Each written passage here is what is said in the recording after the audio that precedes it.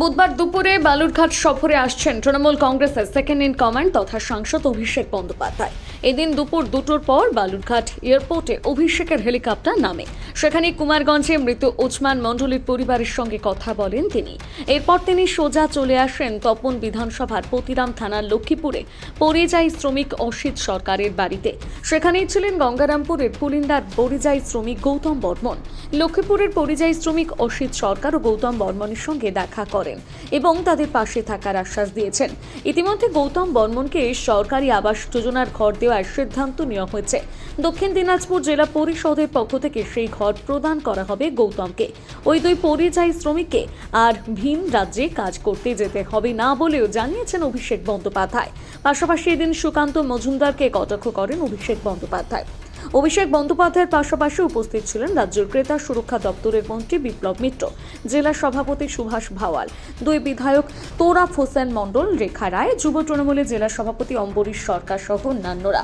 পতিরাম থেকে সোজা এয়ারপোর্টে গিয়ে সেখান থেকে ইটাহারে চলে যান অভিষেক বন্দ্যোপাধ্যায়।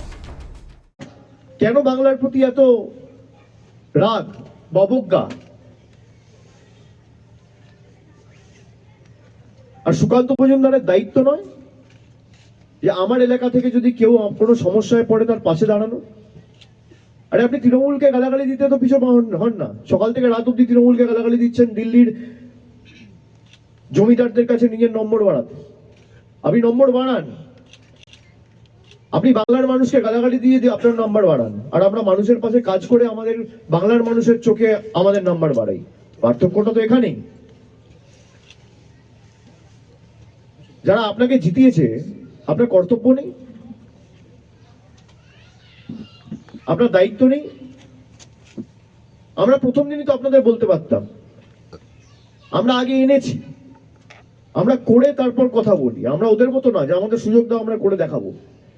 আমরা করে দেখাই তারপর সুযোগ চাই।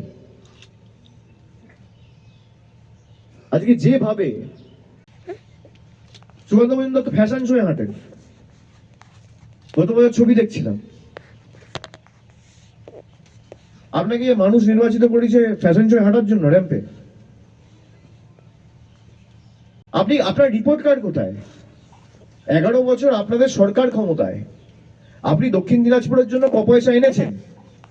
আপনি কটা মানুষের মাথার উপর ছাদ দিয়েছেন? কটা মানুষের 100 দিনের টাকা যে বন্ধ হয়েছে তা নিয়ে প্রশ্ন করেছেন? কটা গ্রামে বাড়তি রাস্তা করেছেন?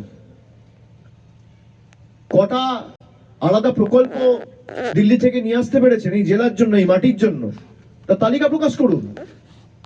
এ বিষয়ে পরিযায়ী শ্রমিক গৌতম বর্মন জানান, ব্যানার্জি তিনি আমাদের স্যার যিনি বললেন খুব ভালো বলেছেন।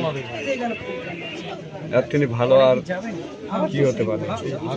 আজ এখানে যে এসছে কঠিন ভালো লাগছে। উনি বলেছেন যে ব্যবস্থা করে দেবে, কাজের একটা ব্যবস্থা করে দেবে সব কিছু, আর বাইরে আমাকে আর যেতে হবে না।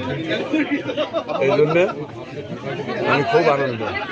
এবং প্রতিশ্রুতি উনি বলেছেন যে বাইরে আর যেতে হবে না, এখানেই ব্যবস্থা হয়ে যাবে, কাজের উন্নয়নের ব্যবস্থা করে দেবেন উনি আমাদেরকে।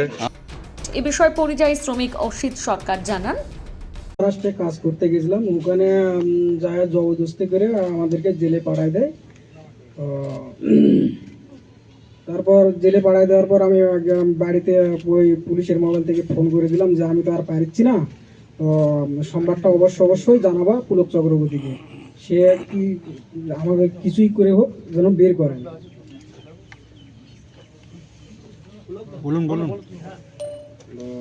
আর আমি একজন বিজেপির কর্মীও ছিলাম, সে হিসাবেও আমার কাজটা হয়নি। এবং আমার ওয়াইফ সুকান্ত মজুমদারের কাছেও গেছে, ওখানে যায় কোনো কাজই হয়নি। আমাকে আমার ওয়াইফকে বলছে যে ও তো জেলে চলে গেছে, ও আপনি বের হয়ে চলে আসবে মেয়াদ শেষ হয়ে গেলে। তারপর 3 মাস পার হয়ে যাওয়ার পর আমার কোনো খোঁজ খবর নাই। তারপরে 3 মাস পার হয়ে যাওয়ার পর আমার মামু পুলক চক্রবর্তী ফের যোগাযোগ করে গোপেন সরকারের কাছে। গোপেন সরকার ফের অমরেশদার কাছে ফোন করে এবং মমতা ব্যানার্জি প্লাস অভিষেক স্যার আমাদেরকে জেল থেকে সরানোর ব্যবস্থা করে। বালুরঘাট থেকে রিপন ভৌমিকের প্রতিবেদন, নিউজ টুডে।